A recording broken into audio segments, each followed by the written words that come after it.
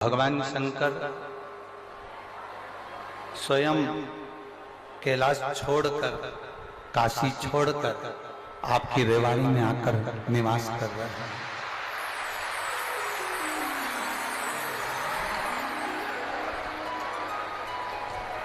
भगवान शिव स्वयं जब तक उसकी कृपा नहीं होती है, जब तक उसकी दया नहीं होती है, तब तक जीव परमात्मा की अविरल भक्ति की ओर जा ही नहीं सकता। गला पकड़ रहा और आप प्रेशर नहीं कर रहा।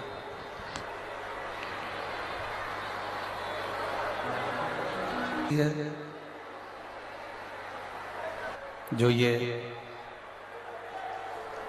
रेवाड़ी में है, यहाँ आई प्रबल होता है, तब जाकर ये कथा का रस तत्व ग्रहण करने का सौभाग्य प्राप्त होता है।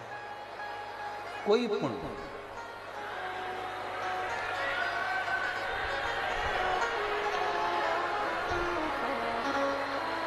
शिव कथा कर रही है, भगवान शंकर का संवाद कर रहा है, शिव महापुराण वर्णन कर रही है।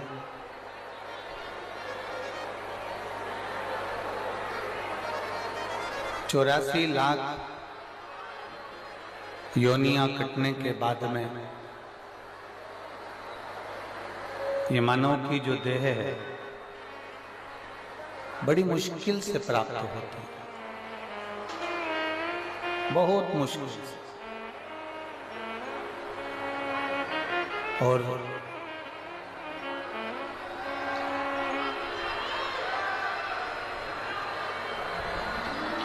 83,99,999 योनियां कटने के बाद में जो 84 लाखवें नंबर की जो योनि है वो मनुष्य की योनि है, वो मानव की योनि। और इस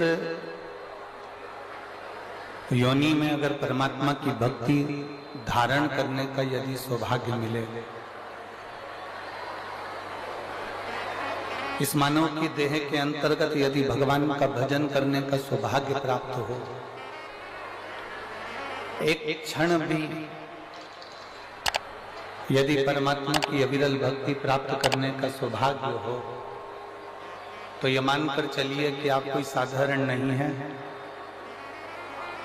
भगवान शंकर के पूर्व के कोई शिव के प्रिय कोई गण होंगे आप, जो भगवान शंकर की अविरल भक्ति को इस मनुष्य देह में प्राप्त कर रहे हैं और भगवान की कथा को श्रवण कर रहे हैं।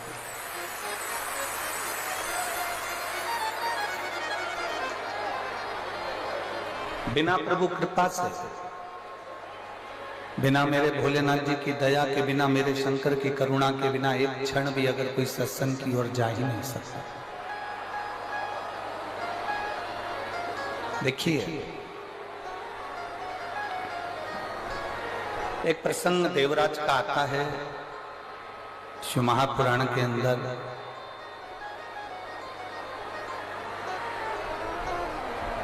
जिसको आपने भी कई बार श्रवण किया है, जिसको आप भी पहले सुन चुके हो।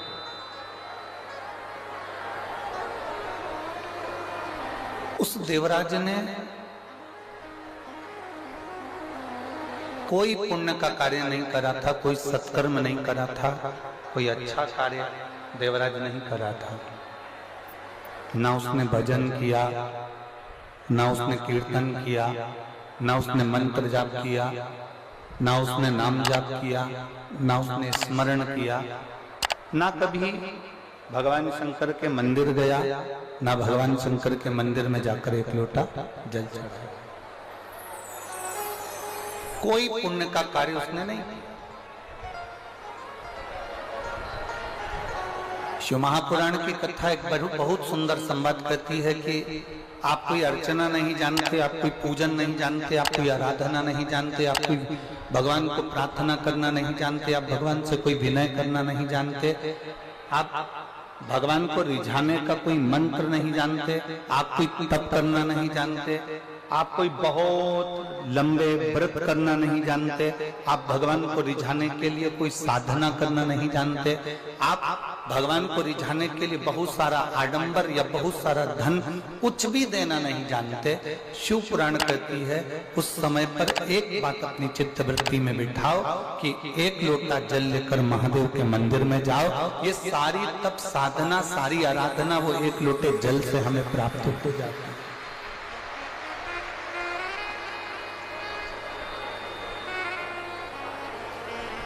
सारी तप साधना, सारी आराधना एक लोटे जल से हमें प्राप्त हो जाती है।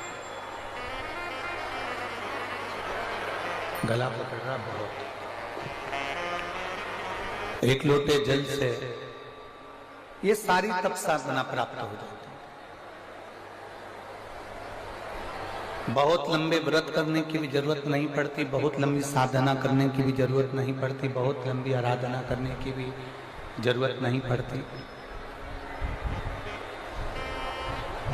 घंटों तक बैठकर मौन रहकर बैठे रहने पर भी जो फल की प्राप्ति नहीं हो पाती,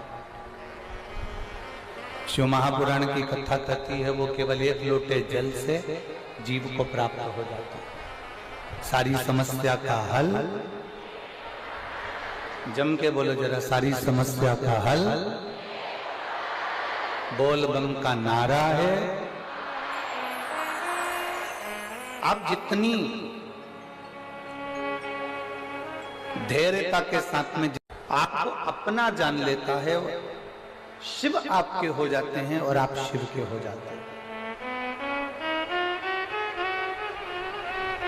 भगवान शंकर आपके हो गए, आप शंकर के हो। देवराज को ना देवराज ना व्रत करता है, ना साधना करता है, ना कोई उपास करता है, ना कोई तप करता है। देवराज ब्राह्मण कुल में जन्म लेने के बाद भी देवराज कोई अच्छे कर्म को नहीं कर पाया।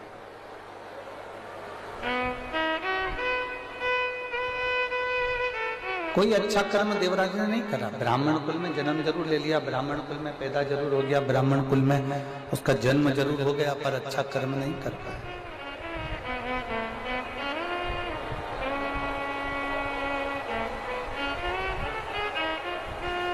बहुत ध्यान दीजिएगा, केवल 5 दिन की कथा रेवाड़ी में मिली है।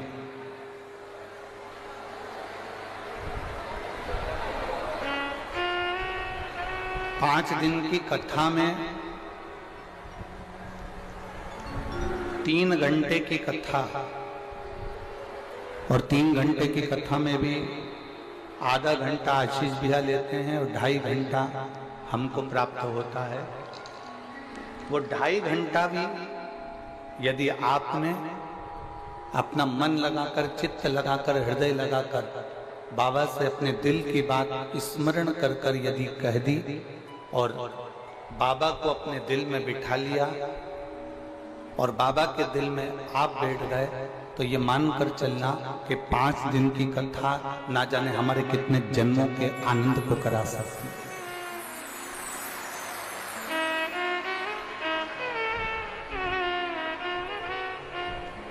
अपने हृदय में इस कथा को उतारने का प्रयास करिए।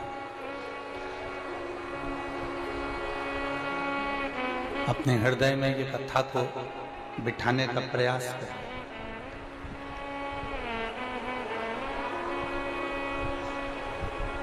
ये 24,000 श्लोक की शिव महापुराण की कथा में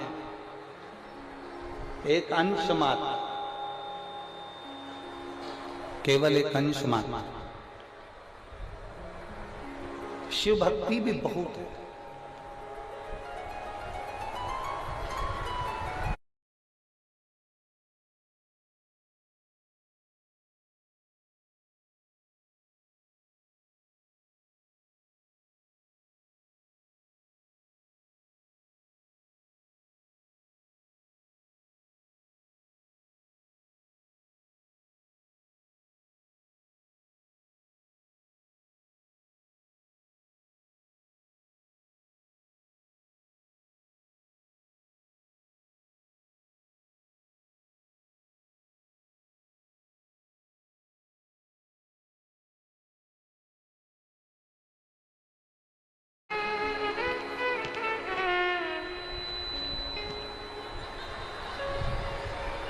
शिव तत्व की प्राप्ति हमारे भीतर, भगवान शंकर की भक्ति हमारे भीतर विराजमान।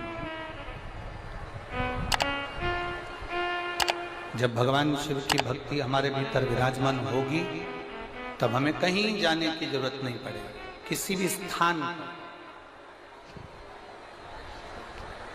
देवराज ब्राह्मण कुल में जन्म लेने के बाद भी ब्राह्मण कुल में जन्म लेने के बाद भी ब्राह्मण कर्म नहीं कर पाया।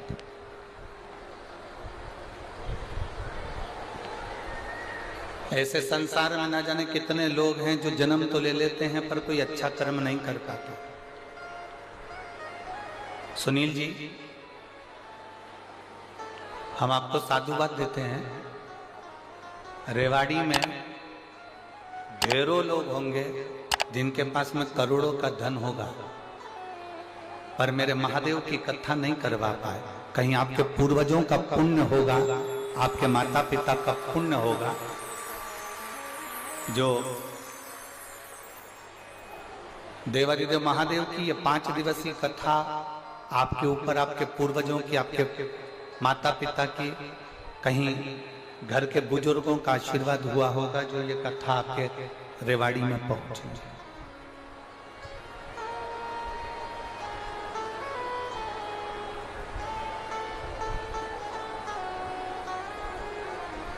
और बहुत अच्छा लगा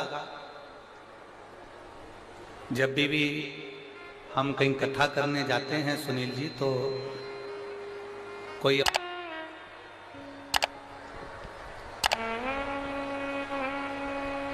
आपके और हमारे जीवन की होगी जो रेवाड़ी की इस पवित्र भूमि पर भगवान की अविरल कथा को हम श्रवण करने के लिए विराजमान हैं।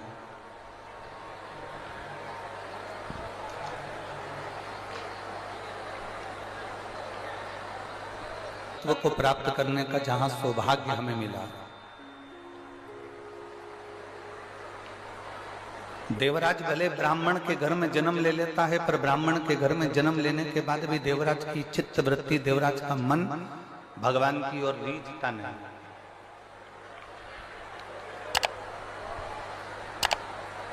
भगवान की ओर देवराज का चित्त नहीं जाता, देवराज का मन भगवान की ओर नहीं जाता।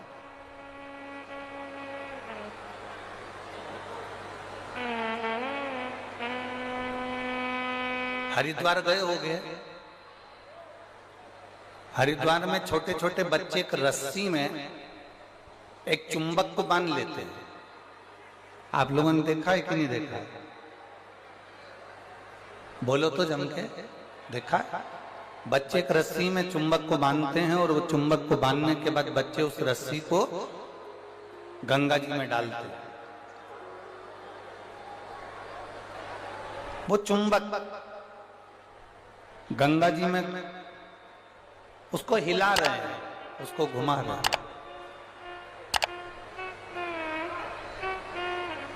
उस चुंबक में कपड़ा नहीं चिपकता, उस चुंबक में प्लास्टिक नहीं चिपकता, उस चुंबक में लकड़ी नहीं चिपकती, उस चुंबक में एल्युमिनियम नहीं चिपकता।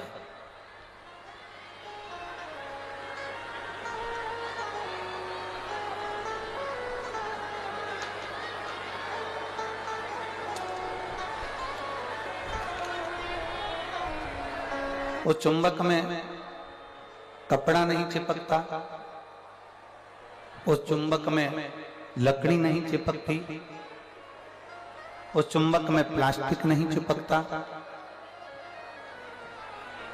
उस चुंबक में अगर चिपकता है तो केवल जो चुंबक का लोह तत्व है वो उस चुंबक के अंदर चिपक जाता है। ये शिव महापुराण की कथा नहीं है। मेरे देवादिदेव महादेव भी पृथ्वी पर